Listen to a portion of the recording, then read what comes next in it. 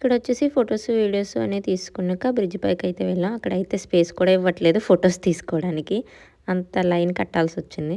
దాని తర్వాత ఇంకా కిందకైతే స్టార్ట్ అయిపోయాం కిందకి వెళ్ళడానికి. నేను వెళ్ళేటప్పుడు చాలా కష్టం అనిపించింది కానీ వచ్చేటప్పుడు సింపుల్‌గానే ఉంది. దానిలోని మళ్ళీ మేము షార్ట్ కట్స్ అయితే వెతుకుతున్నాం.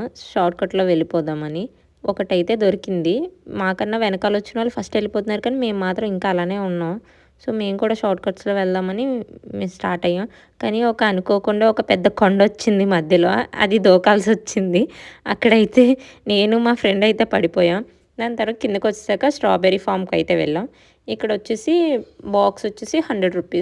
మన దగ్గర ఎలానో అలానే. కానీ ఇక్కడ ఫ్రెష్‌గా అయితే ఉంటాయి. అదే డిఫరెన్స్ అనమాట. ఇక్కడ చూడొచ్చు కానీ ఏ ఒక్కటి కూడా తీసుకోకూడదు. తీసుకుంటే 500 ఫైన్ అంట. అండ్ దాని తర్వాత ఒక బాక్స్ తీసుకొని అక్కడే తినేసాం. అండ్ ఇంకొక బాక్స్ తీసుకొచ్చాం ఇంటికి తీసుకెళ్దామని.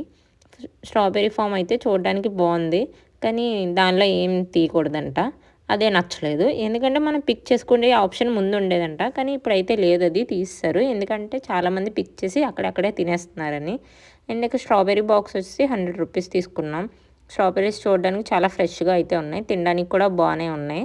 దాని తర్వాత పక్కనే ఫ్లవర్ గార్డెన్ అయితే ఉంది. ఆ ఫ్లవర్ గార్డెన్‌లోకి వెళ్ళడానికి రూ. 30 అంట పర్ హెడ్. ఎందుకొచ్చింది బాబు అని బయటకొచ్చేసాం. దాని తర్వాత టిఫిన్ చేయడానికైతే ఒక ప్లేస్ దగ్గర ఆగాం. ఇంకా టైం ఉంది కదా అని ఇంకొక ప్లేస్ ఏముందని చూస్తే ఇక్కడ ఒక దగ్గరలో ఒక డ్యామ్ ఉందంట. డ్యామ్ దగ్గరికైతే స్టార్ట్ అయ్యాం. వెళ్ళాకైతే అనవసరంగా వెళ్ళామనిపించింది.